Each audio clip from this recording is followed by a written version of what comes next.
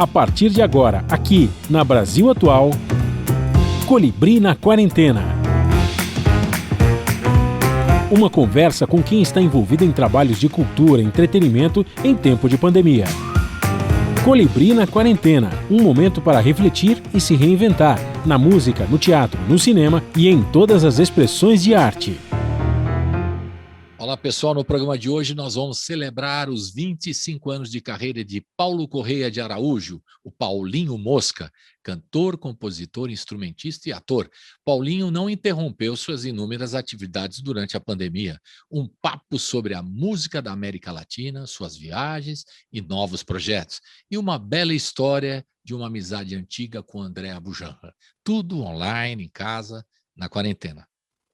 Começando mais um programa na quarentena, e hoje é um prazerzaço receber, né, que a gente recebe, eu sempre começo, eu falo assim, que parece que o cara está dentro do estúdio, né, mas eu sinto a presença, mesmo que seja remotamente, né? Então estamos recebendo com muito prazer hoje Paulinho Mosca. Bem-vindo, Paulinho Mosca, tudo bom? Ei, Colibri, que maravilha, obrigado pelo recebimento, mas é isso Aqui eu mesmo, recebo, né? é mais ou menos assim, né? Porque eu falo às vezes expressões erradas porque eu imagino que o sujeito esteja do meu lado aqui, mas é como Mas, se estivesse. olha, hoje em dia receber é olhar no olho, que é o que a gente está fazendo É isso agora, aí, eu recebo. né? Vamos receber Paulinho Mosca. Então, estamos É, recebendo Paulinho Mosca. Paulinho Mosca, antes de você contar o que você está fazendo, e não é pouca coisa que você faz, né? Porque você é um cara inquieto, trabalha bastante. em várias frentes, né? E antes de você falar todos os trabalhos que você está fazendo e a gente passear um pouquinho por algumas canções suas que você vai relatar para nós, eu quero sempre começar, e começo, né, com o nosso programa desde o começo da pandemia de março, um relato seu de como você está encarando esse momento, né? Difícil, um ano já se passou, né? Que a gente no começo fala, não, isso é 2 meses, 3 meses. Bom, passamos um ano, não sabemos se o ano que vem ainda vai ter show ao vivo, né? Sei lá. Então, eu queria saber como é que você está encarando como artista, né? Essa situação da pandemia que deixa todo mundo preocupado, né? E, ao mesmo tempo, do ponto de vista pessoal, como é que você está se virando, né? Nesse momento que imagino que seja duro, para todo mundo, né? Claro, E eu queria que você comentasse, por favor, antes de a gente começar no papo geral aqui. maravilha. Bom, Colibri, você já falou, na verdade, quase tudo, né? Porque é o que eu posso dizer? Um susto que a gente tomou, né? Um susto que nos deixou em pânico, porque aqui, particularmente no Brasil, a gente sofre de duas enfermidades, né? Tem o vírus e tem o desgoverno que negacionista acaba piorando toda a situação. Porque imagina você saber que está passando por uma pandemia, que o mundo inteiro está passando, pelo menos você sabe que o mundo todo está se preparando e tal, e está lutando, mas você está num país onde você não sente a luta, né? Pelo contrário, né? Você sente o governo negando a ciência. Eu adoro ciência, né? Enfim, vamos falar sobre isso à beça, mas então você vê quem deveria estar à frente, um país tão grande que necessita tanto de uma liderança nesse sentido, né? Uma liderança que tem um discurso que proteja as pessoas nesse momento, é tão importante, né? Uma população tão numerosa, né? São mais de 200 milhões de pessoas. Dessas 200 milhões, né, pelo menos a metade não tem tanta informação ou educação, então que precisa realmente de uma campanha muito forte para poder ser convencida da gravidade, né? Então é muito triste, acho que então é duplamente triste, porque primeiro nós artistas de palco, né, eu estou desde os, sei lá, dos 17 anos acostumado a viajar o tempo inteiro, né, aeroporto, ônibus, e chegar nas cidades, hotel, restaurantes, passar o som, e chegar no palco, cantar, receber as pessoas no camarim, abraçar, né, sentir o calor das pessoas, conversar, escutar as histórias das pessoas, enfim, e esse era o amor que eu trazia para casa, entende? Era esse universo que eu chegava e abraçava meus filhos, e minha esposa e minha família, contando sempre histórias do que eu estava vivendo, onde eu tinha ido, para levá-los em tal lugar que eu tinha conhecido. Ou seja, eu tinha uma dinâmica de vida que está sendo muito difícil, fisiologicamente, metabolicamente, abrir mão dela. Eu tenho, enfim, como todo mundo, tem dias muito difíceis, né? Tem dias que eu choro à toa, né? Tem dias que a maioria dos dias eu acordo já taquicárdico, com aquela sensação daquele filme O Feitiço do Tempo, sabe? É verdade. Que o cara acorda todo dia no mesmo dia, os dias parecem muito iguais, né? Porque Verdade. eu sou absolutamente paranoico, então eu não saio de casa há um ano mesmo. Eu saí 8 vezes, para ser sincero. Eu saí na porta da minha casa 8 vezes. Você marcou Então, 8 vezes, né? marquei, porque e 2 delas foi para votar. Tinha que sair. E as outras foi em setembro, quando abaixou bastante o caso, eu dei um passeio no Jardim Botânico, que é ao lado da minha casa, Uhum. e fui já 2 ou 3 vezes na Lagoa, que é perto de casa também, com os meus filhos, de bicicleta e máscara, para poder olhar um pouco o céu e tal.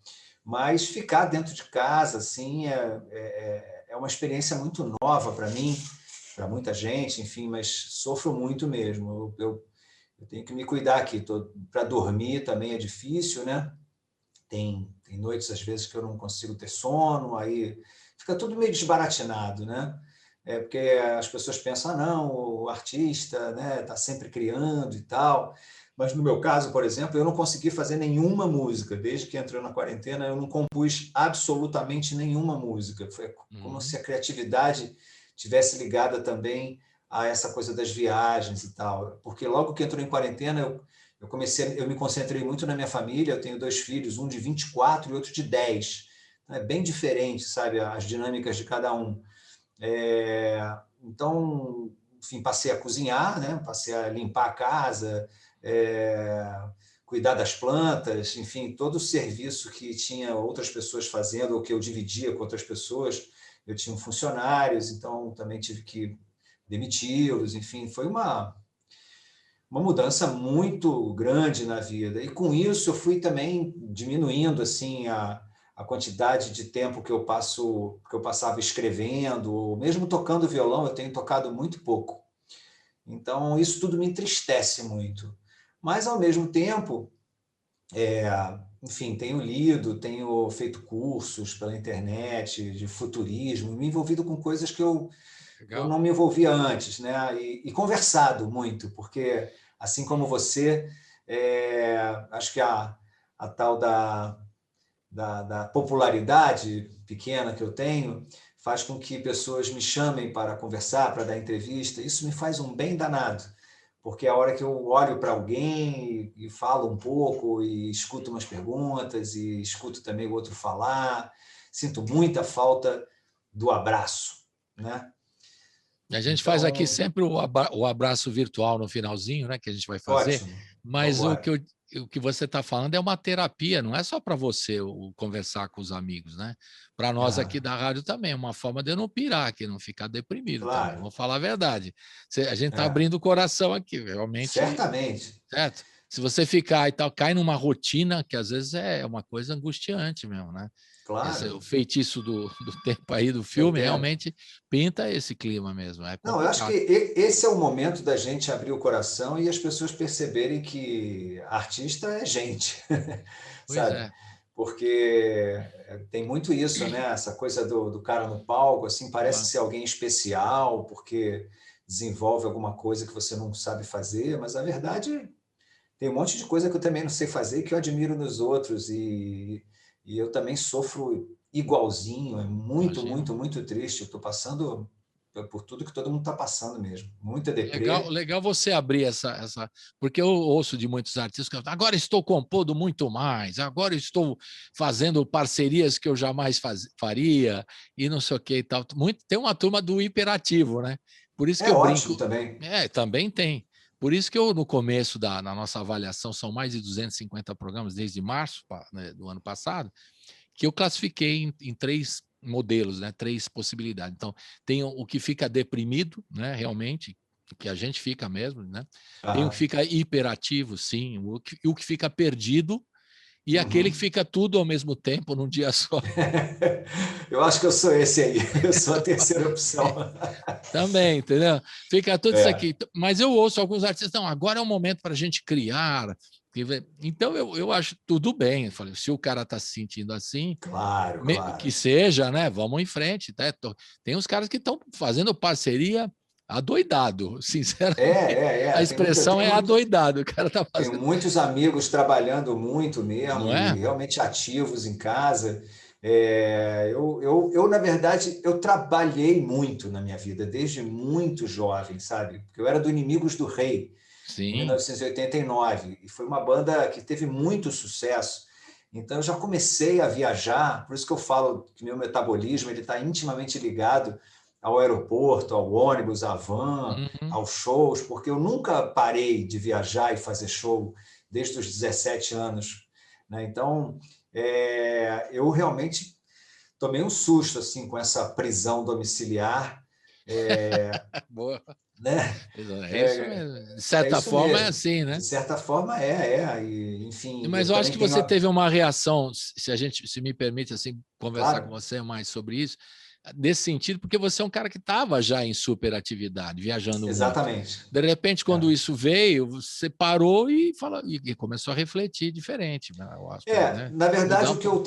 o que eu tenho me dedicado muito e que me toma muito tempo é justamente ver toda a minha obra e organizá-la. Ou seja, eu tô em processo de digitalizar, só faltam 2 discos da minha obra toda para estarem disponíveis. Isso tudo foi feito na quarentena.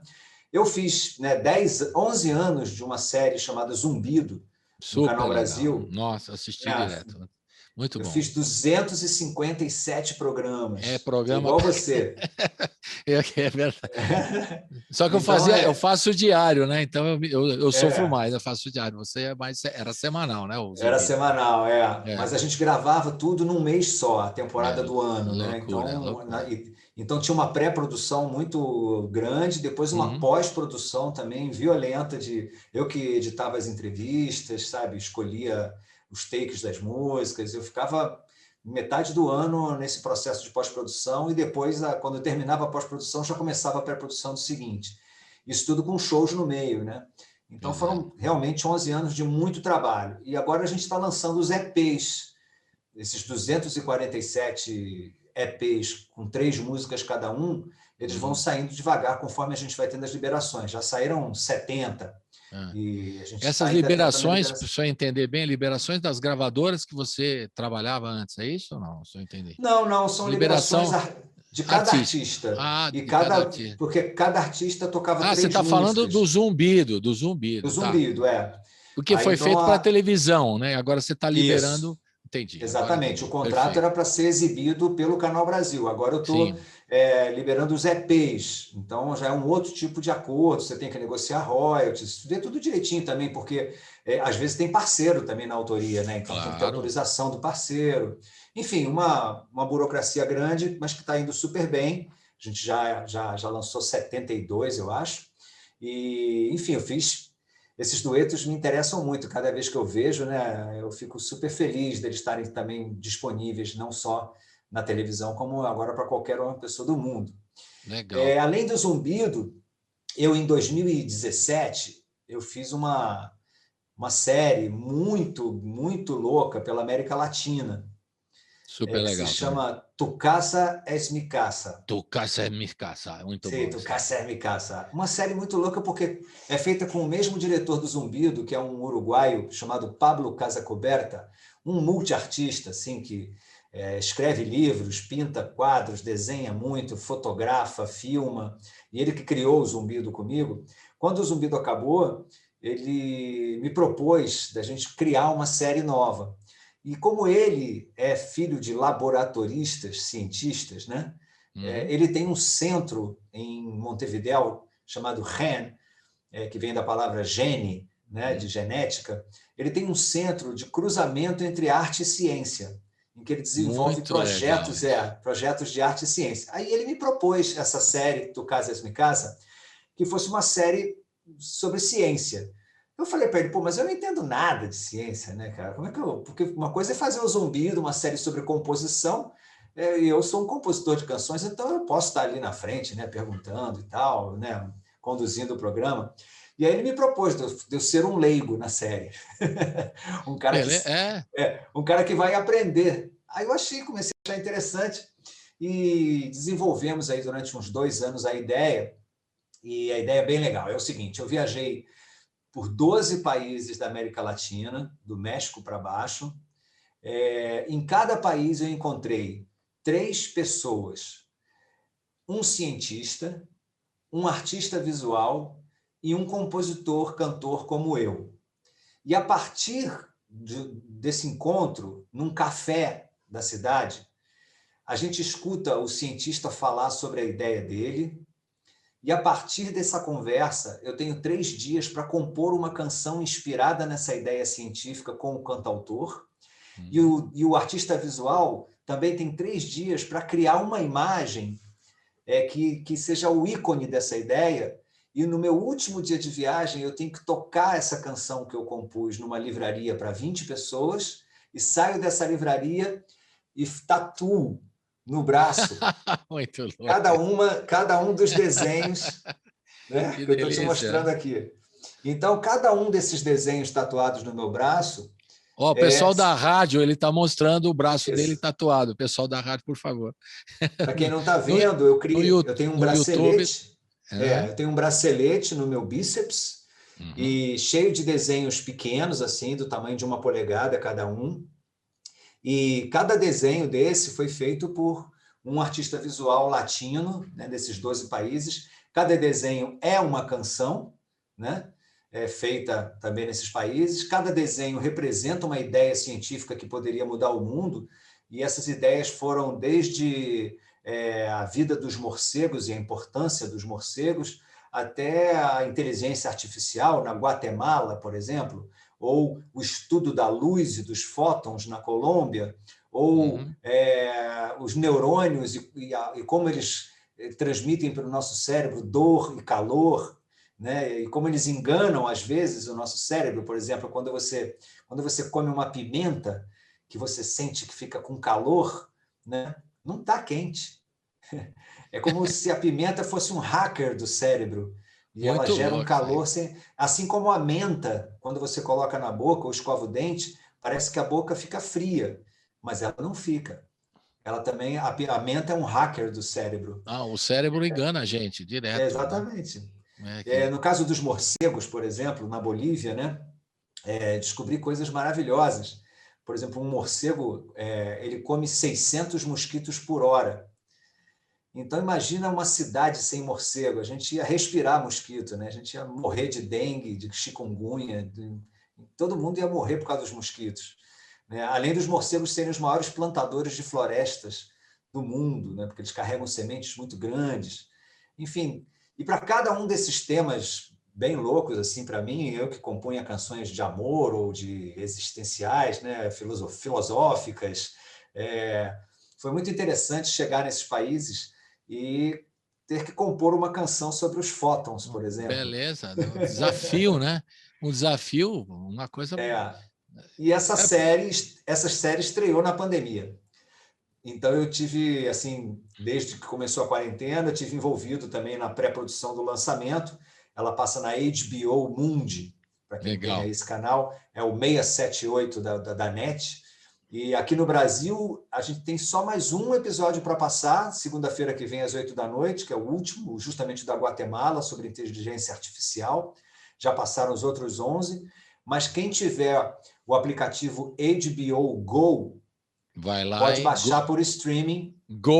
E vai. Go there and stream. Quem tiver o HBO Go pode baixar já os 12 episódios e ver. São maravilhosos, são então, Paulinho, você não está tão paradão como você falou no... Espera aí, vamos mudar todo esse papo aí. Você não tá eu não estou produzindo coisas novas, né? Como eu te falei, entendi. eu tô administrando todo esse trabalho que eu sempre fiz, ou seja, o Zumbi, dos meus discos de estúdio, lançando eles no digital, fazendo essa divulgação e entrevistas por conta do Tucasa. Eu tô bem ativo. Eu não estou produzindo, eu não conseguia criar uma canção nova, pensar um disco novo. Mas daqui a pouco vem, isso aí vem em Claro, claro. ondas, vem em ondas. Isso. Eu sempre acreditei, viu, Colibri? Eu sempre acreditei no processo. E eu sinto que esse silêncio criativo também é uma forma de processo, porque eu tô super consumindo coisas, eu estou me informando muito, eu tenho lido bastante, eu coleciono quadrinhos, então eu comprei muitos quadrinhos nessa viagem latina, mais do que eu consegui ler. Então, eu também tenho lido meus quadrinhos, tenho lido livros também, como eu te falei, fiz um curso sobre futurismo pela internet. Isso aí daqui a pouco vai refletir na sua música Sem diretamente, dúvida, eu tenho obviamente. certeza que eu Como estou você num fala tanto do processo. processo no Zumbido, eu vi várias, né? Esse processo pode não estar no momento aqui saindo, Exatamente. né? Você não está produzindo e Algo vai me rolar. diz que faz parte desse processo agora em mim não criar nada agora. Pois é. Entende? Na verdade, isso sempre aconteceu, sabe? Meus discos, eles sempre partiram de uma primeira canção que eu considerava assim, porra, essa canção é um caminho novo, sabe? Foi assim no Contrassenso, foi assim no Mobile, foi assim no Tudo Novo de Novo, foi assim no Muito Pouco. Foram canções que saíram que eu falava, pô, essa canção é tão forte que eu acho que eu vou fazer um monte de canção em torno dela. A Todos partir os de meus uma ideia processos... central, né? Que você É. faz circular ela. É Porque interessante todos isso. os meus ídolos pareciam lançar discos assim, né? O Caetano Veloso, o Gilberto Gil, né? O Milton Nascimento, todos os discos pareciam serem livros. Cada disco desses ídolos da minha adolescência pareciam que tinha uma história particular daquele livro a ser contada. E Então tem, é né? muito E tem natural. mesmo. E tem, É certamente. claro. Então eu acostumei a criar assim também. Eu não consigo muito ter essa ideia do single, sabe? Eu preciso pensar um disco. É que eu tava falando para o Leone, né, na entrevista, o seu parceiro também, o Leone. Eu Aham. falei, é o single para a rapaziada falar single, que é uma música só. Eu falei, para nós antigos, né? Era o compacto simples, né? Que tinha um lado A, lado B. Aí Isso. o Leone falou, o lado A que a gente fazia a música mais, né, mais, não comercial, mas a música mais palatável, digamos assim. O lado É. B a gente inventava uns negócios assim, e de Exatamente. repente o pessoal curtia mais o lado B. Claro. Eles que vamos fazer o lado B da obra do Paulinho, vamos Isso. fazer o lado B da obra do outro. Era o lado B, né? Que era A essa gente tinha ideia, né? sempre uma moeda de troca, né? Ah, Exato. você quer um hit? Então me dá o direito também de oferecer aqui uma coisa que eu gosto, né? Claro. Agora não tem mais isso, não. Agora você tem que acertar num só. Mas É essa parada, terrível. eu imagino que essa parada seja estratégica, Paulinho. É a Ah, parada para reflexão. Aliás, certamente. uma palavra que vem sempre para nós, não é a palavra, né? O começo de uma palavra, um sufixo, digamos. Né? É É. reinventar, ressignificar, refletir, re. É um monte de re. Renascer, Renascer e, né, você está fazendo tudo isso, porque daqui a pouco claro. vem a sua obra vai nesse sentido, né? É um momento de É. pausa mesmo. Quem pode, né? O que a verdade é essa, nós Claro, somos claro, privilegiados, né, Paulinho? Nós somos claro. privilegiados. Isso não, Super, né? Porque vai ver o super. público, as comunidades, o público, o povo, né, vulnerável mesmo, Aham. está sofrendo agora, inclusive, uma sensação terrível que é a falta de comida, falta de alimento, enfim. O pessoal passando fome, isso é uma Olha, tragédia. Colibri, isso é o que mais, na verdade, mais me entristece, né? Porque um artista que sai viajando pelo país, como eu, você acaba conhecendo o povo de perto, né? Porque eles entram no camarim para conversar, você frequenta as praças, você frequenta os restaurantes, então você acaba conhecendo o povo de perto. E isso ensina a gente a ter muita empatia. Eu, na verdade, quando eu fui do Inimigos do Rei, né? Da Sim. banda de rock, fizemos Teve o muito, Garganta muito. Profunda antes, não foi? Isso, antes, é um coral. Mas eu Coral. conheci o Brasil mesmo com o sucesso do Inimigos do Rei, da Uhum. Barata Chamada Kafka, da Adelaide e tal. E foi justamente nesse sucesso, viajando pelo Brasil, que eu tive vontade de fazer uma carreira que fosse mais diversa do que a música de humor. Justamente porque eu conheci o povo brasileiro, sabe? O Inimigos era tão popular que a gente tocou assim em cidades de interior mesmo. A gente foi para o interior do Brasil mesmo. Uhum. E em feiras agropecuárias, sabe? Em interiorzão mesmo, até no norte. Então, eu fui super impactado assim, por descobrir um Brasil que eu não conhecia, e isso que me levou a uma carreira solo em que eu abraçasse um pouco mais a famosa MPB, né? E começasse a trabalhar, enfim, com samba, com forró. Eu gosto de tudo hoje, entendeu? A ponto também de passar da fronteira e chegar na América Latina. Uhum. Então, foi muito importante para mim o tal do sucesso e o descobrimento do Brasil e o Muito. descobrimento do povo. Então, eu realmente sofro muito porque eu não consigo acordar e não ler as notícias, eu sou muito responsável, eu quero saber para onde estão indo as coisas, e eu vejo esse sofrimento e essa tragédia que está se abatendo pelo nosso povo, o aumento da fome, da miséria, né, a falta de equipamentos e remédios nos hospitais públicos e até nos particulares. Enfim, é uma tragédia, é um massacre diário que a gente vai passando e é o que eu mais sofro. Eu tenho, sim, uma condição privilegiada, mesmo morando de aluguel, não tendo carro nem casa de campo, né? O fato de eu ter 25 anos de carreira, eu consegui guardar um dinheirinho para poder pagar minhas contas, mas ele também vai acabar se eu não puder voltar a trabalhar, entendeu? Uhum. Então, eu me preocupo com a minha família, com os meus filhos, e vou aqui economizando, cortei um monte de coisa, tive desconto em tudo, em escola, em aluguel, em o contador, todo mundo me deu desconto, porque teve uma hora que eu vi que não ia dar. Eu Uhum. também pensei que ia durar 3, 6 meses, mas quando começou a bater 10 meses, um ano, e a perspectiva é que realmente fique mais um ano, você tem que renegociar tudo na sua vida, senão não tem jeito, né? Aqui o rendimento caiu para 15% do que era, porque eu me sustentava basicamente pelos shows. Eu gostava muito da estrada, gostava muito de fazer show, e o meu rendimento vinha dessas apresentações. Então, tudo Não muito rolando difícil isso, a mesmo. receita É, corta e aí tem que repensar e ressignificar é, tudo. Tá. Tem muita gente que tá acontecendo um fenômeno, não sei, de vários colegas seus e tal, você pode dizer, um êxodo urbano. O pessoal saindo, vou para o interior. Eu é.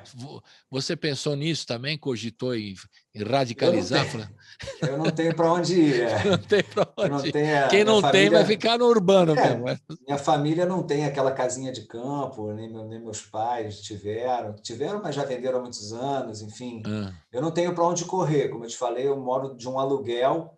Se eu não alugar aqui, eu tenho que alugar em outro lugar. Mas hum, é algo a se pensar. Mas, ao mesmo tempo, eu tenho meu pai aqui, né, a minha claro. irmã, meus filhos que estão. Enfim, tem os amigos deles que às vezes encontro aqui também perto, poucos amigos, claro, né? Todo mundo de máscara. Tenho muita pena deles também, né? De arrancá-los daqui e levá-los para um sítio. É. Enfim, não sei, não tem essa Não, você condição. tá certo, porque daí você vai tirar do dia a dia dele por uma questão, uma opção. Se pudesse manter aí, era Claro, ótimo. Agora tem uma turma claro. que sai, que viaja e tal. Eu estou falando disso Maravilhoso. também porque em São Paulo, muita gente que estava morando aqui, do resto do Brasil, pernambucanos, cearenses, baianos e tal, os caras retomaram as suas raízes, voltaram, né? Fizeram um êxodo urbano mesmo, voltaram É, para sua terra para ficar mais perto da família, por um dos motivos, claro. e outra também para ficar um pouquinho longe dessa loucura, porque em São Paulo, no Rio de Janeiro, o aluguel é caro e o sujeito não estava É, conseguindo manter, mas perto de casa tem lá claro. um abrigo familiar, algum apoio, sabe É, lá onde como, come né? dois, come cem, né? Pois é, então eu vi Claro. muitos artistas aqui de São Paulo que estavam morando aqui É. voltarem para Eu tenho né? muitos amigos, sim. Eu fiz teatro, também fiz um musical no ano retrasado, né? O Rei Arthur. E conheci bastante gente, era um elenco grande, muita gente de teatro musical, de teatro. A minha mulher é atriz também, então Uhum. nossos amigos oscilam entre atores e cantores e músicos. Então a gente acompanha aqui muita gente passando por muita dificuldade. Já ajudei bastante no início, chegou um momento em que eu não pude mais ajudar ninguém, porque eu estava vendo que daqui a pouco quem ia precisar de ajuda era eu. É triste o negócio, né? É triste, mas é verdade, né? E Mas vamos caminhando, né, Paulinho? Vambora. Você tenta. Uma outra coisa, daqui a pouco a gente vai falar um pouquinho também, que eu admiro muito no seu trabalho, é esse lado esses 12, né? Que você foi em 12 países da América Latina, né? Em América do Sul, né? Latina, não é, porque tem do Latina, centro também. ampliou, México é central. claro. Então, da América Eu Latina. Eu falei cometi primeiro, esse mesmo erro. Eu eu ia cometi falar esse mesmo América erro. Latina. Primeiro eu falei América Latina, eu falei, mas será que são todos? Bom, enfim, você que sabe. Sim, sim. E a O gente fez México já uma. é América Central. Claro. Nós fizemos uma discussão aqui na rádio com vários artistas, inclusive um grupo muito interessante, Francisco El Hombre, Ah, né? ótimo. Que são uma turma legal, que tem argentinos. Aí nós só uma discussão assim, pô, mas por que o Brasil vira as costas para a América do Sul, América Latina, né? De certa forma? Por que existe isso? É porque é por causa da nossa língua, do português? É porque a gente esnoba os caras ou porque a gente se acha melhor? Qual o motivo, né, do Brasil não estar tão ligado com as coisas da América, do ponto de vista político? Já esteve, né, Mercosul e outras coisas, mas do ponto de vista musical você não via esse intercâmbio. Você fez vários trabalhos nesse sentido, né? Por que você acha que tem existe mesmo esse... É porque não fala português ou porque a gente esnoba, acha que tem uns caras bregas e tal? Qual que é o sentido, assim? Porque eu não entendo muito, eu queria a sua opinião. Colibri, eu acho que tem um pouco de tudo, sabe? Eu acho que, primeiro, vamos falar das coisas boas, né? A gente não vive num país, a gente vive num continente É gigante, né? Que é o verdade, Brasil. verdade. O Brasil é como uma Europa. Você viaja do sul para o norte, é outro país, entende? É quase outra língua, né? Quase é outra comida, outro sotaque, outra gente, sabe? Uns mais indígenas, aí lá no sul mais europeus, mais alemães, né? Aí tem mais negros na Bahia, no Rio. Enfim, são vários Brasis e uma cultura também muito diversa, que eu mesmo, antes de começar a viajar, não fazia ideia de que era tão vasta.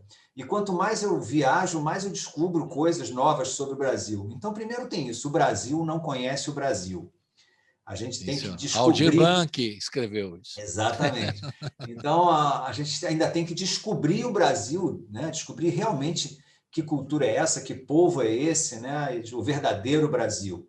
E depois, quando descobre, fica embasbacado, porque é um esplendor. O Brasil é um esplendor de cultura, de festa, de comida, de história, de poesia, né? Então, parece que já é suficiente para o brasileiro ele ter essa diversidade, né? É diferente.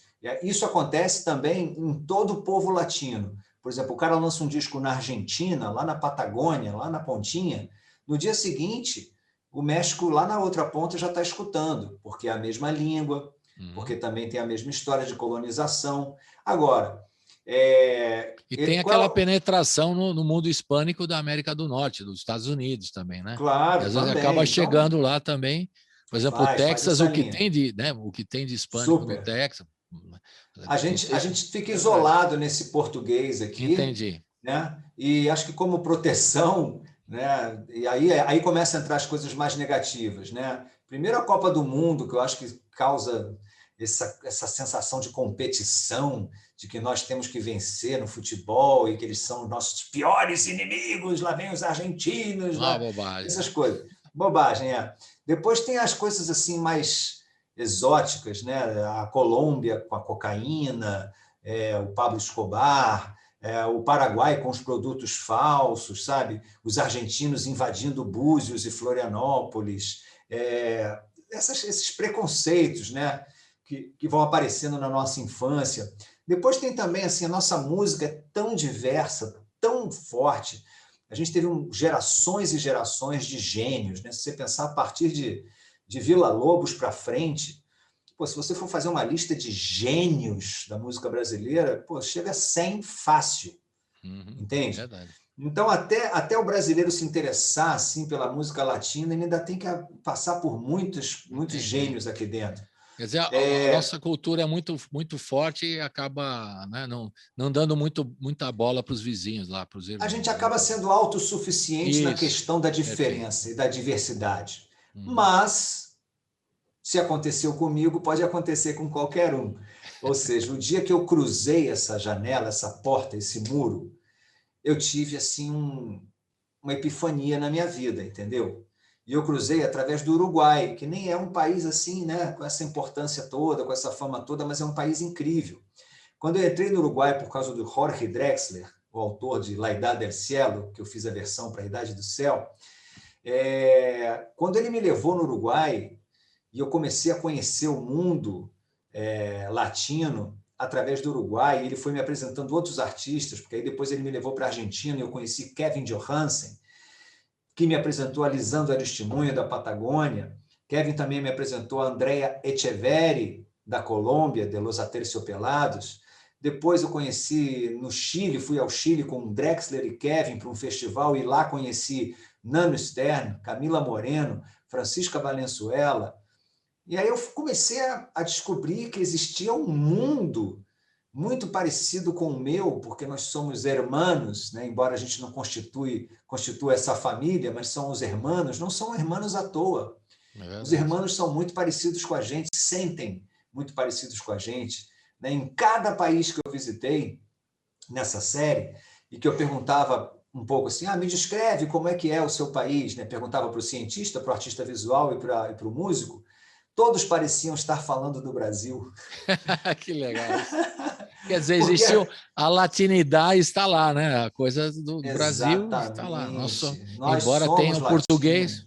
Isso aí. Embora tenha línguas diferentes, a história é a mesma, porque o que era? Esse território todo aqui, que a gente chama de latino, era habitado por povos primários, incas, maias, astecas e todos os povos indígenas brasileiros tinham uma cultura vastíssima, muito desenvolvida. E nós fomos invadidos por piratas brancos europeus que mataram, dizimaram, roubaram.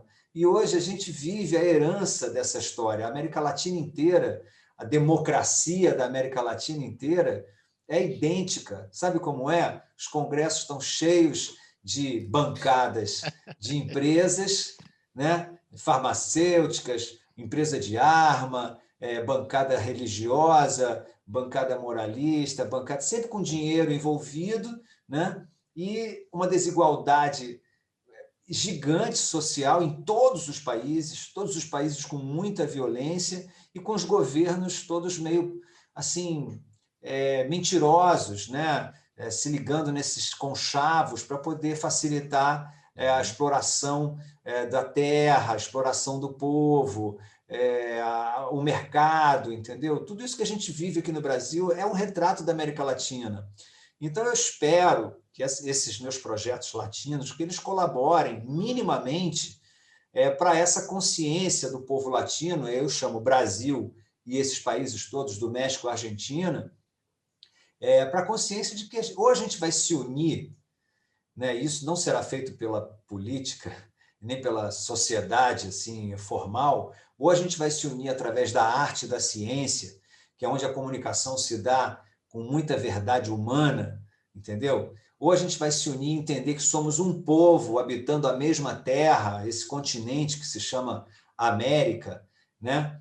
Ou a gente vai entender que somos o mesmo povo e se fortalecer perante o mundo, ou a gente vai ser explorado aí ad infinito, entendeu? Eu espero que a série passe na Europa, no Japão, e na Austrália e no Canadá, para tirar um pouco essa imagem de que os latinos são esse povo da corrupção, da droga e da violência e da desigualdade. Nós somos isso também, mas somos criativos, porque a minha série trata de criatividade, é um abraço à ciência, é um abraço à música latina, um abraço a artes visuais latinas, ou seja, abraço à produção de mundos novos, né? Até porque o latino, de uma maneira geral, brasileiros e esses que falam espanhol, né? Os governos eles não estimulam muito nem a arte nem a ciência. Então, os artistas e os cientistas latinos eles têm que ter uma criatividade muito diferente, muito, muito curiosa, e ir por caminhos muito diferentes de quem tem apoio.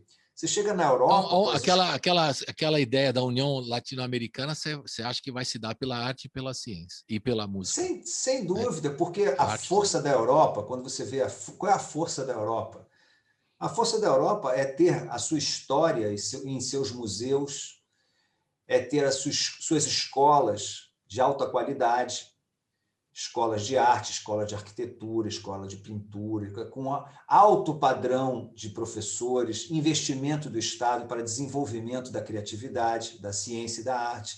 É por isso que é um território tão importante e tem uma União Europeia, por exemplo, que eles foram obrigados a se unir, porque eles construíram a própria nobreza. Eu acho que a América Latina tem uma nobreza que ainda não foi assumida pelo próprio povo.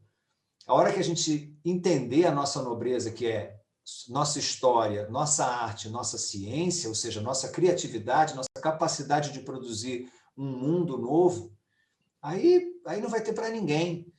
Porque tudo que o mundo quer é aprender como é que se é feliz sofrendo tanto. Muito bom. Isso é o que nós temos para ensinar. Nós somos perfeito nesse sentido. A gente consegue se virar nessa dureza consegue se toda. virar, Né? o jeitinho brasileiro. A gente vai com essa esperteza, né, da criatividade, encontrando um jeito de brilhar. Legal. Então, minha série é sobre esse abraço. Legal, é um abraço, que é isso aí. Tu Casa És Mi Casa está na HBO, né? Que a gente já está anunciando. E também a gente vai aproveitar agora, né? Porque o pessoal deve estar falando, pô, o Colibri está conversando com o Paulinho, estão lá e não tocaram música nenhuma, pô. Quero ouvir a música do Paulinho, pô. Esqueceram de tocar música. Ah, vou tocar. Então vamos tocar duas de uma vez já. Você deu gancho para a Idade do Céu, né? A Idade do Céu, né? Do Jorge Drexler, que você fez a versão. E a gente vai ouvir aqui uma gravação com Kevin Johansen, né? Argentino, num show que você fez. Você lembra desse show quando foi? Lembro, esse show é o meu DVD, chama Muito Pouco para Todos, do disco Muito Pouco. O Kevin Johansen tem uma história incrível. Ele nasceu no Alasca, passou a infância nos anos 70 na louca São Francisco, Califórnia. Depois a mãe se separou do pai, que era americano, e veio morar na Argentina. Depois ele, na adolescência, foi para o Uruguai. Quando se tornou um músico, foi morar em Nova York e agora voltou para Buenos Aires. Eu digo que nessa viagem toda da vida dele, ele acabou virando um brasileiro. Que legal. Então vamos ouvir essa e vamos escolher mais uma. Não sei, Lágrimas de Diamantes. Uma que tem uma conexão. Pode ser? Tem conexão, mais ou menos? Olha, a gente pode botar o Tudo Novo de Novo. Legal. Então a gente começa. A Idade do Céu fala desse eterno do universo, né? E o Tudo Novo de Novo fala da capacidade que a gente tem que ter de renovar a vida, que é uma coisa que a natureza mesmo entende? Se você imaginar aquele mundo dos dinossauros, né, sendo atacado por meteoros, pegando fogo e não sobrando nada, olha como a natureza já se refez até nossos dias de hoje. Ou seja, a natureza é em si nova, de novo, sempre, dentro da sua eternidade universal. Por isso que essas duas músicas estão amalgamadas. Tem uma conexão. Então, Idade do Céu e Tudo Novo, de novo. Vamos ouvir? Agora, roda! Colibri na Quarentena. Você está ouvindo Colibri na Quarentena.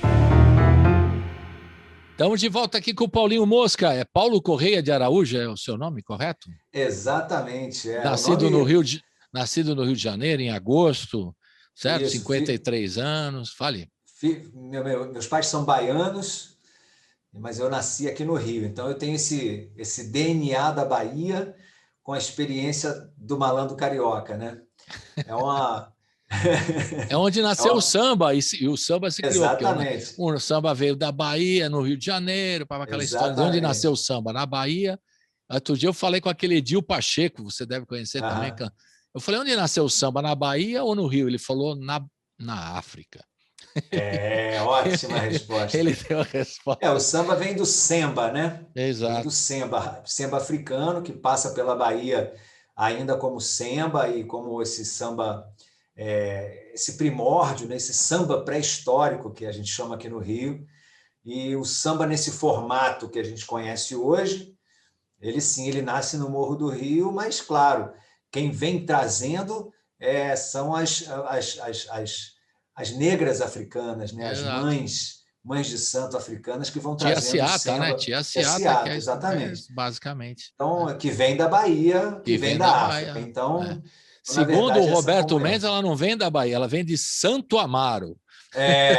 Aí começa o Ô, ufanismo. Paulinho, você entrevistou tanta gente, né? A gente às vezes faz assim uma coisa, generaliza, o cara fica, não é Bahia, né? É Santo Amaro. É na Bahia, mas é Santo Amaro. Então o pessoal sempre defende os seus redutos, né? Mas o que é Olha, legal cara, isso, né? a Bahia é tão interessante com essa coisa ufanista que outro dia eu vi na televisão o cara falando de um trio elétrico, aí ele dizia assim: esse trio elétrico aqui é o melhor trio elétrico do mundo e também da Bahia.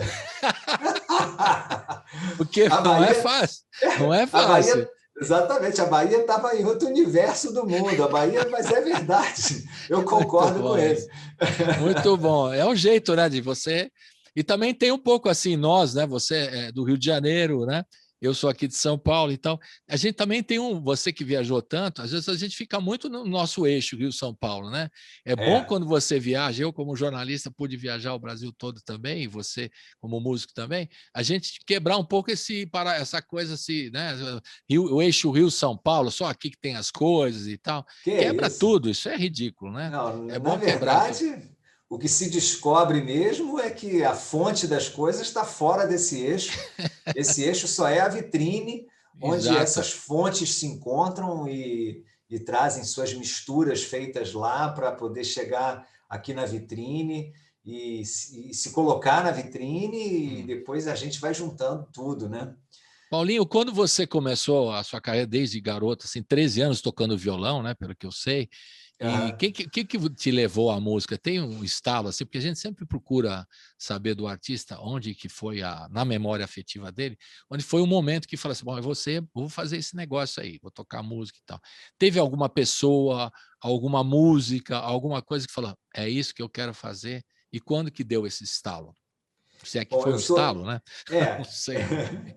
eu sou o quarto filho, né, de uma É. família numerosa, assim. Eu sou o caçula e sou temporão, ou seja, eu nasci 5 anos depois da minha primeira irmã, né? Hum. Então, quando eu nasci, já tinha muita gente em casa e já tinha muita diversidade musical, porque Olha, um legal. irmão escutava rock, o outro escutava MPB, minha mãe gostava muito de bossa nova e de Roberto Carlos, meu pai só escutava música clássica, a cozinheira da casa escutava rádio AM, então eu escutava música brega, cafona, sei lá como chama, romântica, é, e minha irmã gostava de homem bonito.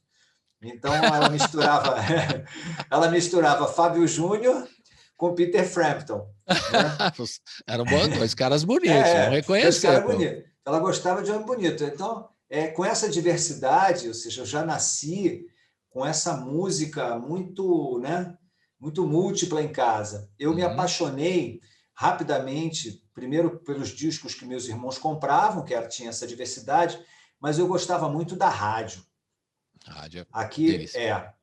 eu adorava rádio, porque eu me lembro de... Meu pai comprou um 3 em 1 da Aiwa e tinha umas caixas de som bem grandes. Eu deitava assim o travesseiro na caixa de som, porque eu gostava de ver o locutor falar. E aqui no Rio a gente teve a Rádio Cidade, Teve, que Rádio tinha Cidade, que, lembro. que foi a primeira vez que os locutores deixaram aquele tom mais formal da Rádio Mundial, que falava, agora vocês escutaram, não sei o quê. Exato. E começou a entrar uns malucos que gritavam no microfone, e muito engraçados, eles faziam versões e gincanas, né? Eu considerava aqueles caras meus amigos, assim, sabe? E foi através da rádio que eu acho e desses discos de casa, que tinha desde Caetano Veloso, Gil, Djavan, Zé Ramalho, Geraldinho Azevedo, né, de um irmão, o outro trazendo The Clash, Led Zeppelin, Beatles, Stones, minha mãe com esse Roberto Carlos, foram essas canções e a rádio que me deu vontade de ser um compositor de rádio. Por isso que assim, eu não tenho disco instrumental, não tenho nenhuma música de 10 minutos, todas as minhas músicas têm rima, têm refrão, tem parte A, parte B, tudo bem na forma assim, que a rádio gosta. Elas duram em torno de 3 minutos. Eu sou um cancionista, justamente porque o meu estalo, como você citou, é o encontro, né, da música diversa com a rádio. Com essa pílula que toca na rádio, com esse refrão que explode. No Zumbido, quando eu entrevistei o Zé Miguel Wisnik, ele me falou do refrão, né? O refrão vem do verbo refrear, ou seja, por isso que você freia, você começa a música falando alguma coisa, ela vai evoluindo até que ela freia no refrão, né? Aí você começa ela de novo, aí acelera para ela refrear. Exatamente, né? É lindo. E eu me apaixonei por essa ideia de que uma letra pode te levar a um refrão, e aí você faz outra letra que leva ao mesmo refrão. Entende? Essa ideia de que a diferença entre significado e sentido. Ou seja, que o significado está lá no dicionário, mas o sentido não está no dicionário, o sentido está na situação que as palavras acontecem. Sim. E na percepção de cada um. Então, esse encontro da poesia, né, do Chico Buarque, do Caetano, dos poetas do Clube da Esquina, e os primeiros poetas que eu comecei a me apaixonar, Fernando Pessoa, o Vinícius de Moraes, Camões, eu lembro de comprar um quadrinhos do Camões, e depois começar a ler mais poesia. Esse encontro das palavras com a música, com o refrão, acho que foi esse meu estalo. Foi por isso que eu comecei a compor, para imitar os meus ídolos do rádio. Legal. Qual foi a primeira? A primeira canção que eu fiz mesmo chamava A Tribo. Era uma imitação assim do Caetano Veloso. Você lembra? Lembro, falava assim: na nossa tribo não tem cacique, nem índio selvagem. Na nossa tribo balança o ritmo do amor e da viagem. No nosso ninho não tem passarinho, mas também ele canta com saudade. Mas nossos ritmos não se cruzam e de repente a gente fica na vontade, bam, bam, bam, de se balançar, bam, bam, bam, ao som da nossa tribo, que leva o seu sorriso e traz um beijo, um carinho seu e mais. Essa do Caetano, e mais? É super caetânica, né? E uma outra bem primeira, assim, devia ter também uns 13 para 14 anos, chamava Kid Pena, a história de um cowboy que chega numa cidade para desafiar para um duelo, não sei o quê. Enfim, eram canções bem simples, né? Com uma poesia bem adolescente, às vezes para o humor, às vezes com essa coisa meio hippie, assim, tentando parecer o Caetano. Até eu descobri o meu próprio caminho mesmo, né? Que aí eu fui estudar uma escola me formei como ator de teatro na Cal, e depois do teatro me envolvi um pouco com cinema e depois com filosofia. Eu conheci um grande mestre chamado Cláudio Piano, já falecido.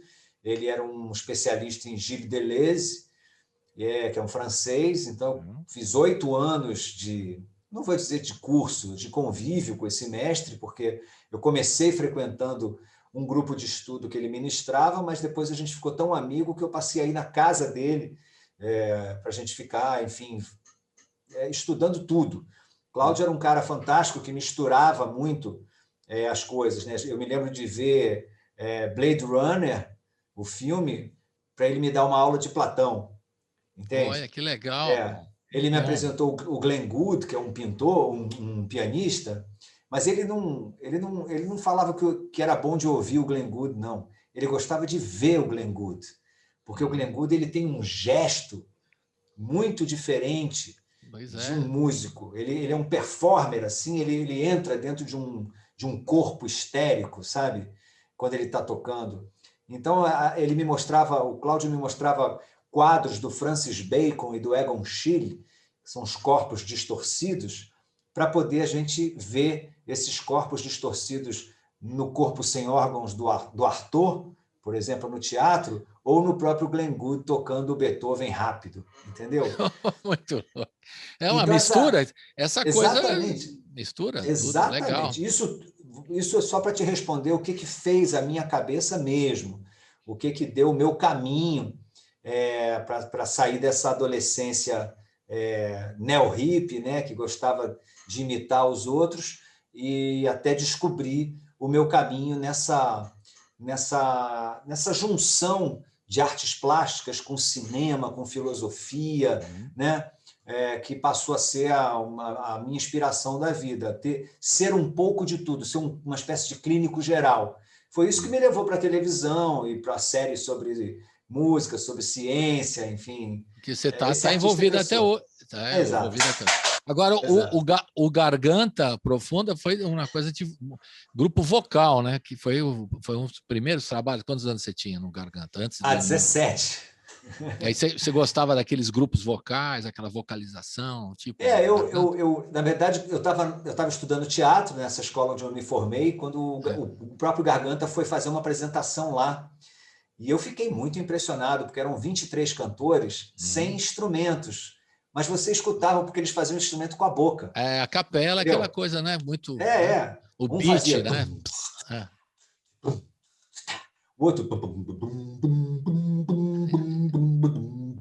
Então, assim, os grupos se dividiam em instrumentos com a boca. Eu fiquei fascinado por aquilo, pedi para entrar no grupo, e ali foi realmente a minha verdadeira escola. Porque primeiro cantar dentro de um coral, você está dentro da harmonia. Você não está ouvindo a harmonia de fora, estudando ela. Você está sendo a harmonia. Cada vez que você muda a sua nota e o outro muda, você entende o próximo acorde a partir de você mesmo, a função da sua nota. E mais do que isso também era a questão da diversidade musical do Garganta. Nosso repertório ia de Roberto Carlos a Beatles, só que passava por áreas imperiais, por canto gregoriano, por composições próprias nossas, que às vezes os diretores gostavam e faziam arranjo, enfim. Era uma loucura muito diversa, assim, ter canto impostado e, ao mesmo tempo, na música seguinte, está fazendo um som de guitarra com auá, sabe? Né? Então, essa era uma brincadeira. Garganta era como uma brincadeira, era um parque de música. Essa ideia toda de diversidade, ela começa nessa infância minha, por isso que eu te falei, né, dos irmãos, ouvindo muito tipo. Eu sempre vivi num mundo onde ele só se tornava viável a partir da diversidade. Acho que por isso que eu me tornei esse cara que tudo me interessa, entendeu? Que bom. Tudo me interessa. Tudo e Inimigos do Rei depois foi logo depois que você saiu do Garganta, já começou? Aí vamos fazer uma banda e tal. O Inimigos começa dentro do Garganta. Ali mesmo. Ali mesmo, porque um dia o diretor do coral, ele resolveu fazer um projeto que era o seguinte, ele pegou os 23 cantores do coral e resolveu fazer pequenos grupos, como exercícios. Então, duetos, trios, quartetos, quintetos, sextetos. Cada pessoa do Garganta podia fazer parte de 3 grupos. Então, eu fazia parte de um octeto, né, de um quarteto, que um octeto que cantava, sei lá, áreas imperiais, um quarteto de Tom Jobim, e aí a gente fez um trio anárquico, né, que era os Inimigos do Rei. Que aí a gente só cantava as músicas mais doidas, assim, punk rock, aí era legal, era um grupo diferente. Isso aí já estamos falando que ano isso aí, mais ou menos, Inimigos do Rei? Ainda dentro do Garganta, 87, 88. Aí a gente sai do Garganta Profunda para gravar o primeiro disco em 89, já fora do Garganta como banda. A gente saiu do Garganta, chamou uns músicos e viramos uma banda, um trio vocal, que tinha uma banda de 4 músicos, bateria, baixo, teclado e guitarra, e começamos a fazer shows em bares aqui no Rio de Janeiro, e eram shows hilários, assim, só de palhaçada, mas com uma banda muito boa, muito capaz. Os arranjos vocais eram bons, que a gente vinha da experiência do Garganta. Então, chamou a atenção, a gente formou um público muito rápido aqui nos bares. Eram sempre bares para 80, 100 pessoas, mas rapidamente esse grupo se tornou fiel, a gente começou a aparecer nos jornais e, enfim, até ser contratado pela CBS, que virou Sony, e gravar o primeiro disco, que tinha a barata chamada Kafka e a Adelaide, minha anã paraguaia, e foi um sucesso retumbante, assim. Realmente. Porque assim que a gente tocou direto essa aí. Assim que a gente chegou na televisão, com as nossas danças malucas, né? Eram 3 atores, né? Palhaços de escola de teatro. Assim que a gente chegou na televisão, assim, o Faustão, a Xuxa, a Mara Maravilha, o Milkshake da Angélica, a gente era perfeito para esse tipo de programa, né? A atração. Quando a gente começou, o Chacrinha já tinha morrido, mas a gente era... Vocês não pegaram a época do Chacrinha, né? Mas a gente era um artista típico do programa do Chacrinha, porque a gente invadia seria a plateia, a gente jogava também objetos. Palhaçada, muita palhaçada. Era muita palhaçada. Era muito divertido. Imagina, eu tinha 21 anos de idade, era tudo que um garotão poderia querer, né? E aí você assume o solo quando? Que ano que é, exatamente? Em 93, né? Eu saio. Foram 4 anos de Inimigos do Rei, com 2 discos. Eu saio ali por volta de 92, começo a fazer meus shows. Eu comecei a escrever canções que não eram engraçadas e, paralelamente ao Inimigos, eu comecei a fazer apresentações de voz e violão em bares. Da mesma maneira como Inimigos começou, eu comecei a minha carreira solo. Comecei a tocar minhas músicas em bares. E aí alguns amigos que iam nesses shows começaram a falar no meu ouvido de que minhas canções tinham uma força também, uma identidade, e que eu poderia facilmente fazer uma carreira solo paralela. Mas os Inimigos não aceitaram que eu fizesse uma carreira paralela. E aí, quando eles não aceitaram, eu saí. Ciúmes. Eu entendo, compreendo. Mas aliás, a história da música brasileira, do rock and roll, a gente teve, como eu te falei, né? Eu entrevistei agora o Leone, ele falou do Kid de Abelha e da Heróis da Resistência. Sempre tem um rompimento na hora do cara se expressar, né? Claro, aí não tem exato. Né? Muda, né? Às vezes o cara tem muito a dizer, né? E dentro de uma banda, você tem que dividir muitas coisas, né? Votação, maioria, essas coisas. Arnaldo Antunes e Nando Reis têm umas carreiras lindas solo, né? E você vê que não cabia mais ali dentro. No Titãs era uma assembleia, era complicado, né? Imagino, ainda tinha o Liminha, né? Mandando geral ali. Mas é isso. Eu acho que banda é uma escola maravilhosa. Eu tenho assim uma admiração profunda por bandas duradouras como Paralamas, o Skank, ou os Stones também, né? Que tem uma história de durabilidade assim muito grande. É difícil administrar, né? Porque vamos ouvir 2 do Paulinho Mosca, você escolhe aqui. A gente já ouviu o Idade do Céu e Tudo Novo de novo, né? E agora tem o Lágrimas de Diamantes e O Jeito é Não Ficar Só. Vamos ouvir essas 2? Fala um pouquinho. Eu queria falar. O Lágrimas de Diamantes é uma canção do disco Tudo Novo de Novo, e ela tem uma história muito interessante. Esse disco foi todo feito por causa de umas fotografias que eu comecei a fazer do meu próprio rosto refletido em objetos de metal dos banheiros dos hotéis em que eu me hospedava nas turnês. Foi uma coisa que começou em Nova York, uma semana antes dos atentados. Eu tinha comprado uma câmera digital e fiz uma foto da maçaneta do banheiro do quarto, em que coube meu corpo inteiro, que era uma maçaneta em forma de um ovo. E dei um nome para essa foto, que era justamente o Ovo de Novo. E essa foto, Ovo de Novo, é que virou o Novo de Novo da música. Porque eu acabei escrevendo uma letra chamada Tudo Novo de Novo, e aí eu entendi, né, que eu poderia fazer dessas fotos um processo de um disco. Fui ao Japão, numa turnê também, e fiquei num hotel em que a torneira do banheiro, o lugar onde você abria para fechar e abrir a água, era um diamante de plástico, uma imitação. Né? E eu consegui colocar o reflexo do meu olho exatamente acima do buraco onde saía a água. E tirei uma foto.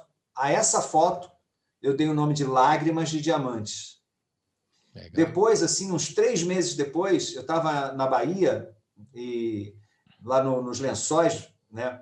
E eu fui caminhar num lugar que tinham cristais que saíam do chão, essas pedras, né? Pedras que crescem. fui visitar uma trilha de cristais.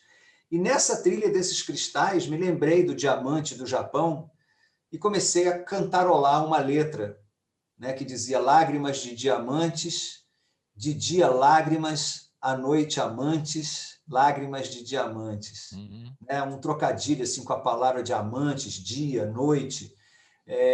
E pronto. Quando voltei para o quarto, fiz uma música que era um samba originalmente. Quando cheguei de volta ao Rio, que eu olhei a foto japonesa, transformei esse samba numa canção pop. Beleza.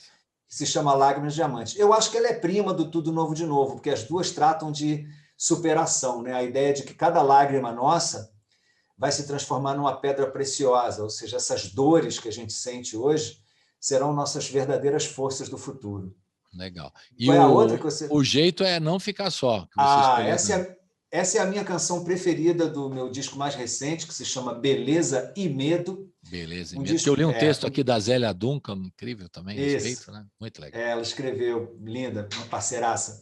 O Beleza e Medo é o meu disco mais recente, ele é de 2018. Era para ser um disco só sobre a beleza, mas realmente em 2018, com o impeachment da Dilma e a subida do Temer, eu já estava começando a sentir medo, porque já havia um clima no país de que essa extrema-direita ia ascender.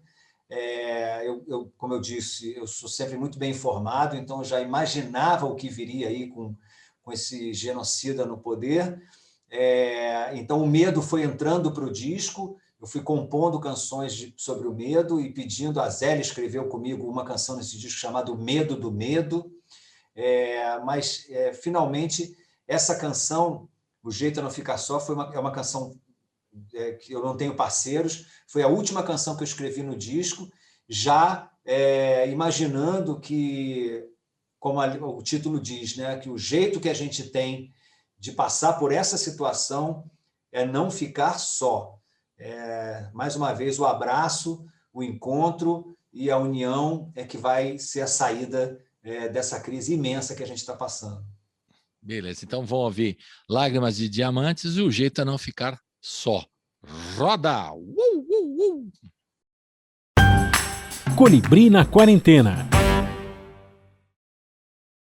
Estamos de volta aqui com o Paulinho Mosca. Eu não perguntei porque Mosca, né? Tinha que perguntar, né? Esqueci de perguntar. Paulo Correia de Araújo, né? Tem 2 filhos, né? Um de 24, outro de 10, é isso? Que legal. O Tom e o Tim. O Tom e Tim, que dá uma dupla também, dá para rolar. Você está com o zumbi dos EPs que vão sair, estão sendo liberados aí nas plataformas digitais, que é o teu trabalho lá na televisão, que são duetos, são encontros. Isso. Você vai colocar as falas também, as entrevistas, ou você vai colocar só as músicas? Não. Os EPs são só com as 3 faixas que cada um tocou. Legal. E também tem como chama o projeto? Tu Casa Es Mi Casa. Tu Casa Es Mi Casa. É tão legal. Tu Casa Es Mi Casa. Série... E está na HBO também. E a gente vai acompanhando, que já está. O último episódio passa segunda-feira que vem, às 8 horas da noite, na HBO. E fica depois você pode entrar no streaming lá no HBO Go e assistir. HBO Go, no aplicativo, você pode baixar por streaming os 12 episódios. Tá bom. Agora, eu falei que você vinha fazer uma entrevista comigo, aí um amigo comum fala assim, não, eu preciso fazer uma pergunta para ele, tá bom? Aí eu falei assim, então roda, vamos ouvir, depois eu vou botar aqui vamos ver se a gente consegue ouvir aqui. O Paulinho Mosca é o meu melhor amigo, e a pergunta que eu tenho para fazer para ele não é bem uma pergunta, eu quero que ele diga para todo mundo o que é a sala de vidro e o que é ser artista. André Bujanra. Meu querido. Esse não é meu amigo, esse é meu irmão. Bom, vou respondendo a pergunta dele. Eu conheci André Bujanra quando eu tinha 13 anos de idade e ele 15. E eu encontrei ele num acampamento, numa colônia de férias em Campos do Jordão, chamada Acampamento dos Pumas, onde a gente passava 23 dias, né, lá, fazendo uma série de atividades maravilhosas, desde esportes, né, futebol, basquete, vôlei, handebol, beisebol, espirobol, que era um soco numa bola, até teatro, música, enfim, o almoço era num refeitório gigante com 250 crianças, aí tinha canção para comer, para agradecer, tinha os monitores, enfim, era realmente uma colônia de férias maravilhosa, onde eu fiz muitas amizades maravilhosas, mas realmente o Abu foi aquele que me despertou, na verdade, porque ele tem um humor maravilhoso, um amor maravilhoso, né? E ele já tocava assim, umas coisas meio bluesing, né? Acordes com sétima. E então, quando tinha assim, teatro, ele era o mais engraçado. Quando tinha música, ele era o roqueiro. Aí, quando tinha esporte, ele também inventava um jeito de todo mundo rir. Eu vi nele, né, um artista. Eu vi nele exatamente isso. Qual que é a diferença? Você falou, você tinha 13, ele tinha... 13 e ele 15. Certo. Isso Eu você é vi mais nele velho. assim, um artista. Eu vi que ele era um artista. Cantava, atuava. E a sala de vidro era justamente um espaço interno, né, do acampamento. Tinha os dormitórios davam numa salinha que tinha a parede toda de vidro, vidros quadrados assim, e tinha um nome mesmo, sala de vidro. A reunião hoje vai ser na sala de vidro. Aí todo mundo ia para a sala de vidro. E depois de um show desses de acampantes em que ele cantou, contou piada e atuou, fez tudo com fantasia, com tudo, a gente sentou para conversar na sala de vidro. Lembro que estava chovendo e eu perguntei para ele assim, poxa, Abu, eu queria ser artista como você. E ele me deu uma das respostas mais lindas. Ele disse assim, ô Paulinho, se você quer ser artista, você já é. Foi tão lindo, sabe? Porque ele foi um irmão mais velho mesmo, né? E a partir daquela permissão que ele me deu, né? Porque se eu queria, eu já era, foi um ensinamento maravilhoso, porque eu acredito nisso até hoje. Para ser artista, você tem que querer, Exato. né? Tem que querer muito, tem que ter esse desejo. Por isso que ele pergunta o que é ser artista. Ele estava te provocando para você contar essa história, né? Exatamente. Ser artista é querer ser artista, né? Exato. Você ter o desejo de aventura na vida. Ser artista é você usar a vida como matéria-prima. E isso só se faz com um amor à vida. Sabe? Você tem que... E só se ama a vida tendo a consciência de que a vida é essa diversidade da que a gente está falando desde o início. A vida é naturalmente diversa, né? Das plantas, dos animais, dos seres humanos e daquilo que a gente não sabe, do mistério. A vida é essa complexidade. Eu tenho um triângulo que eu sempre repito, que eu gosto de dar de presente para as pessoas, que é o seguinte, um triângulo mesmo. E em cada ponta desse triângulo equilátero, né, de lados idênticos, a gente vai escrever uma palavra. Numa a gente vai escrever vida. Na outra ponta a gente escreve arte. E na outra ponta a gente escreve liberdade. Legal. Então é o seguinte, é como se esses três fossem irmãos siameses, entendeu? Como se um fosse o sinônimo do outro. São três abstrações que a gente não consegue explicar direito o que é a vida, o que é a arte. Ele falou, né? O que é ser artista, o que é a liberdade. Eu diria que os três são exercícios. A vida não é, a vida se exerce. A liberdade não é, você exercita a liberdade. E a arte também não é, ela é um exercício.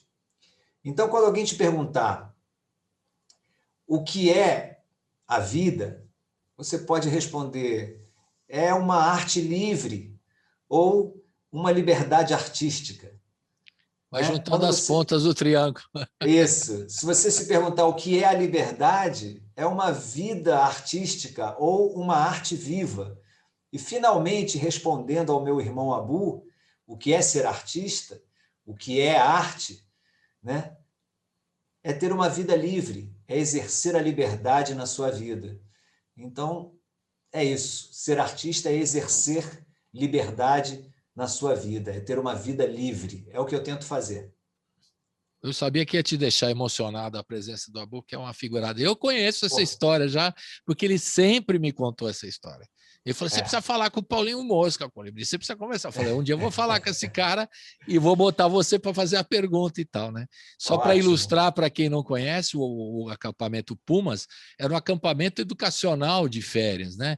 Então via Isso. gente do Rio de Janeiro, de São Paulo, por isso que Da acabou Bahia. da Bahia, do Brasil todo, né? E era um modelo assim que tinha em Campos do Jordão, assim como o Paiol Grande, eram os Exatamente. dois acampamentos dessa época que faziam, eram acampamentos que nas férias a molecada ia lá, educacional, né? Acampamento no modelo canadense, americano e tal, né? É isso. Eu sei porque eu participei dos dois acampamentos. Que maravilha. Mas é isso. E aí é legal. Fantástica. Agora, uma provocação inspirada no pai do Abu, do André. Provocação. O que você fez com o André de música? Bom, o mais importante que a gente fez foi uma trilha de um filme. Ele é um trilheiro premiado, né? Uhum. Já um mestre de trilha. Então, quando apareceu para mim a primeira oportunidade de fazer uma trilha de um filme, eu liguei para ele e falei: me ajuda, né? Porque você é o experiente. Então, a gente fez uma trilha juntos, de um filme chamado Minutos Atrás, do Caio Só, com 3 atores, o Vladimir Brista, o Otávio Miller e eu.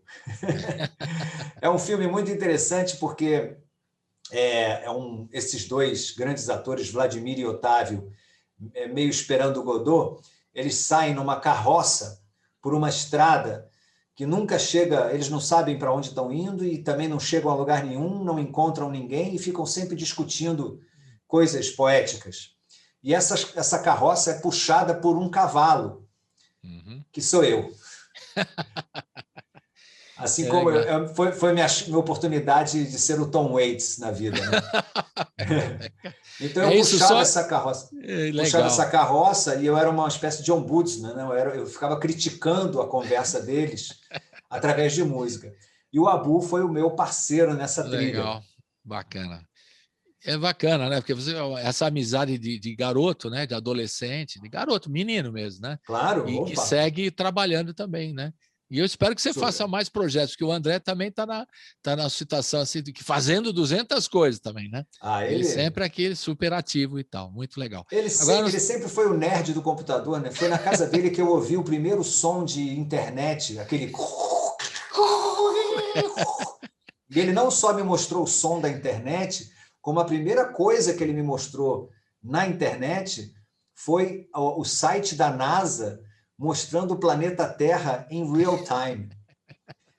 Então, e tem um universo umbigo também, que vocês têm uma relação também no universo umbigo. Total, não somos... É um disco dele, né? Mas todo disco dele é meu e todo disco meu é dele. Que legal. Legal essa amizade, essa parceria, muito bacana. Bom, mas vamos ouvir mais uma antes da gente encerrar? 2, vamos botar 2, porque o povo está reclamando, não está tocando Paulinho Mosca. Vamos embora. Então vamos botar qual agora? Nós temos o Seta e o Alvo, a Seta e o Alvo, né? A gente podia ouvir agora, você fala dessa música, e a gente encerra com Pensando em Você. O que você acha? Legal. Pensando em Você, que fica no ouvido lá no final, aquela música. Ótimo, Não, vou falar das 2. Fala. Primeiro vai falar da Seta e o Alvo, depois a gente vai fazer um intervalinho rápido. Tá bom, para encerrar. Tá bom. A Seta e o Alvo tem uma história muito interessante. Foi um sonho que eu tive. Eu sou de família católica, mas rompi assim com a instituição da igreja com uns 16 anos, me tornei um ateu científico. Mas essa noite, antes de fazer a música da Seta e o Alvo, curiosamente eu sonhei que eu era Jesus. De verdade. Assim. Eu estava em cima de uma montanha, uma túnica branca, muita luz, e me lembro das pessoas assim, olhando para cima. E, curiosamente, o que eles esperavam eu dizer alguma coisa, como se fosse assim um sermão, né?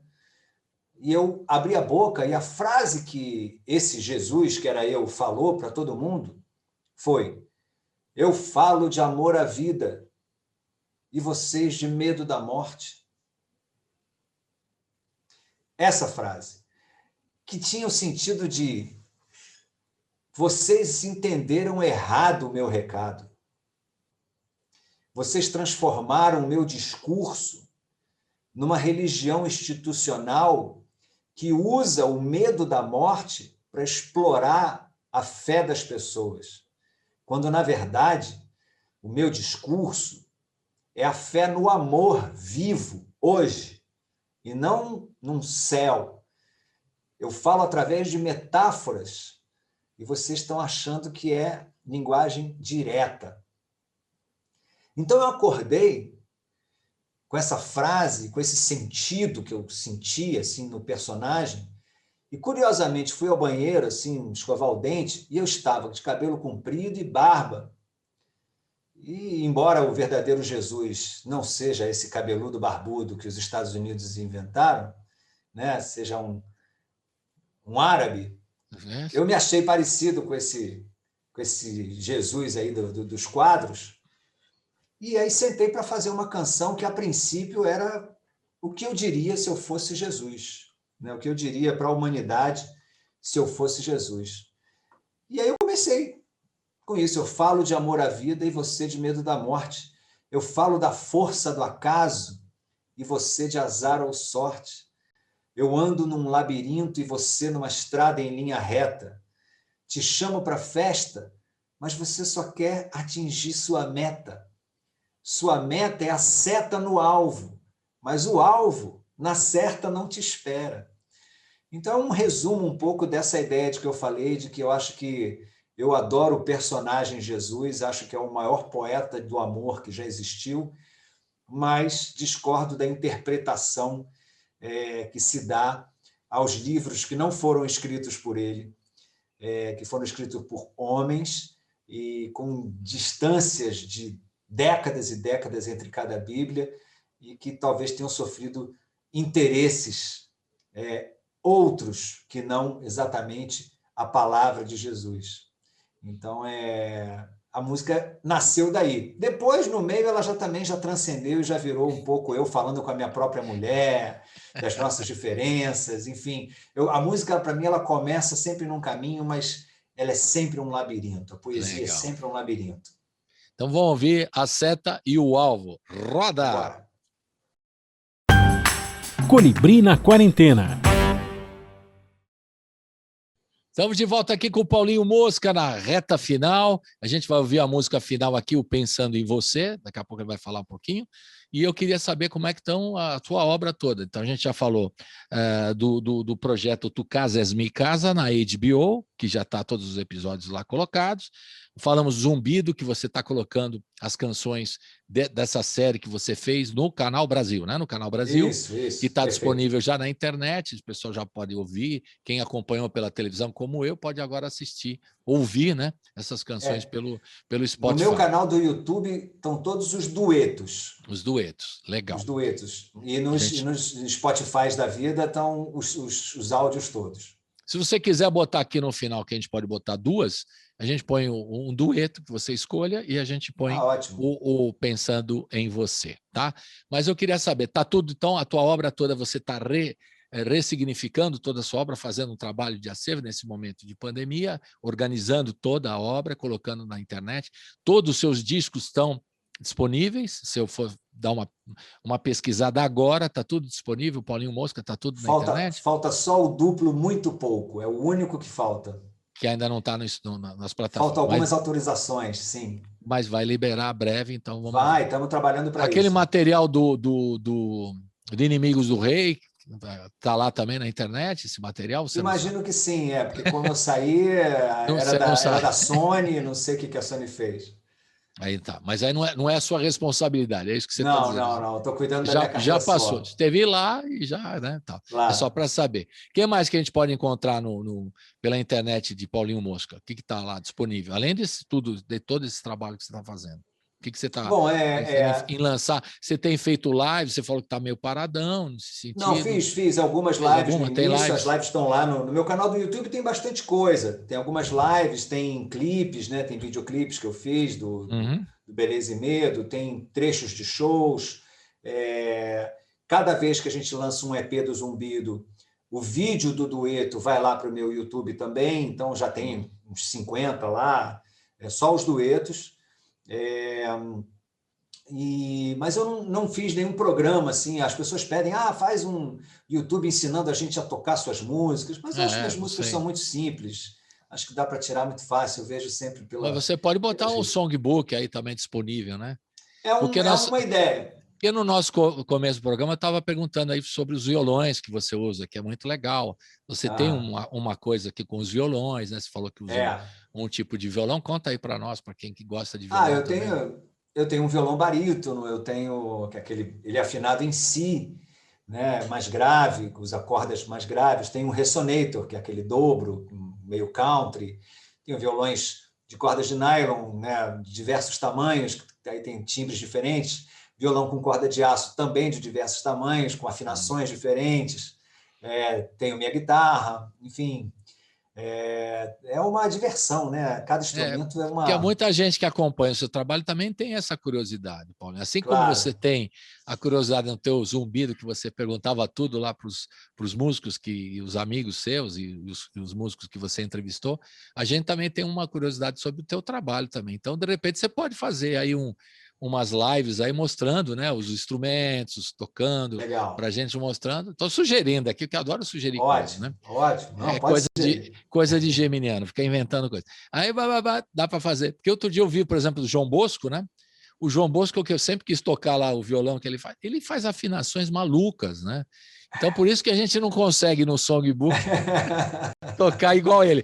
Tocar igual ele é impossível, mas pelo menos se aproximar. Aí ele falou assim, olha, eu faço umas afinações assim, assado. E agora ele está fazendo uma série mostrando isso, né? As afinações, os instrumentos, os violões dele e tal.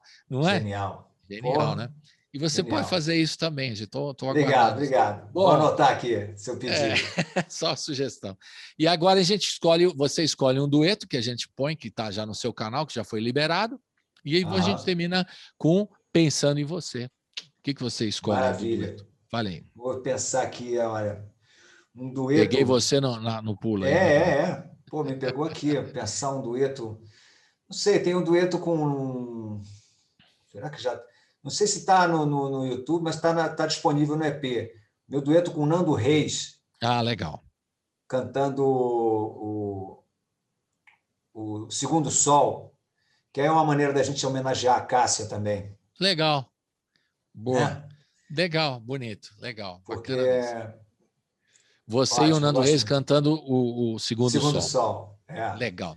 E o Pensando em Você, como é que foi a história do Pensando em Você? O Pensando em Você, cara, é uma canção que eu, assim, minha pedra preciosa, porque primeiro que é a canção que tem mais plays e views de toda a minha obra. Essa canção ganhou uma versão em espanhol feita pelo Jorge Drexler, meu cupido da América Latina. Ele fez essa versão porque entrou numa novela na Argentina, e essa novela se tornou muito popular. Então, a minha versão em espanhol começou a viajar pela América Latina. Eu recebo vídeos aqui de gente no Panamá, ou na Nicarágua, ou Guatemala, Peru, Chile, cantando Pensando em Você, ou Pensando em Ti. Pensando em Ti. É uma canção que também no Brasil assim, ela já alcançou uma popularidade imensa. Eu vejo as pessoas cantando. E é uma canção interessante porque ela é muito simples e muito pequenininha a letra. Ela é um exemplo até para mim mesmo de que menos é mais. Ela surgiu também com uma história interessante que eu estava tentando... eu estava apresentando o repertório para o disco Tudo Novo de Novo, na gravadora. E o diretor artístico que estava selecionando comigo o meu repertório, eu mostrava uma e ele dizia, não, é boa, mas essa aí ainda não dá. Ainda está faltando uma música, está faltando uma maravilhosa. Aí eu falei, mas para que você quer uma maravilhosa? Ele já tinha escutado A Idade do Céu, Lágrimas de Diamantes, Tudo Tudo lindo. Novo de Novo. Já tinha escutado um monte e dizia que eu ainda não tinha uma canção boa para rádio. Aí eu falei, mas é isso que está faltando? Ele, uma canção que dê para colocar numa novela. Então eu fui meio com raiva assim para casa e pensei, vou fazer a canção mais simples da minha vida. Então comecei com essa frase, eu estou pensando em você, só que aí a minha loucura filosófica já pegou o pensando, né? E já se ligou ao pensamento filosófico e poético, e aí veio, né? Eu estou pensando em você, pensando em nunca mais pensar em te esquecer, porque quando penso em você, é que não me sinto só. E aí foi uma bola de nevezinha que acabou virando uma canção simples, uma canção Beatle, assim, né? Super Beatles. E o mais curioso é que eu não mandei para o diretor para ele aprovar. Eu mandei para um diretor de televisão que aprovou para a novela que ia estrear. Então, eu gravei, né? Mandei para o diretor, e quando o diretor da gravadora soube, já estava dentro de uma novela. E aí o diretor da TV ligou para ele e falou, olha, entrou uma música nova do Paulinho. Aí ele pegou a lista e falou, qual? Não tinha. E não tinha. Ele ficou muito puto, mas ele estava me enchendo tanto o saco, né, por conta dessa exigência, que ele mereceu ficar sem graça junto com o diretor da novela, de que ele não tinha. É um desafio que o artista gosta né? Como Super. Aquele desafio de você fazer uma música no dia, depois do encontro lá no Tu Casa Es Mi Casa. Exatamente. Também esse desafio de você falar, vou fazer uma música só para o cara... Claro. Né? Isso funciona muito. E foi uma surpresa, porque eu fiz a música com essa raiva assim, dele, né? Fiz esse caminho todo para a música entrar na novela sem ele saber, para me vingar. E, no entanto, essa música me deu uma alegria tão grande que hoje eu agradeço muito essa pressão que esse diretor fez. Por mais que tenha me irritado, né? Ele deu certo. Linda a música. E está marcado. Acho que todo show seu, você é obrigado a cantar essa. Se esquecer, fala, ô, Paulinho, você se esqueceu e tal. E no final ela é o meu Satisfaction e meu Yesterday. Isso mesmo. E a minha Conceição, se diria o Calbi, né?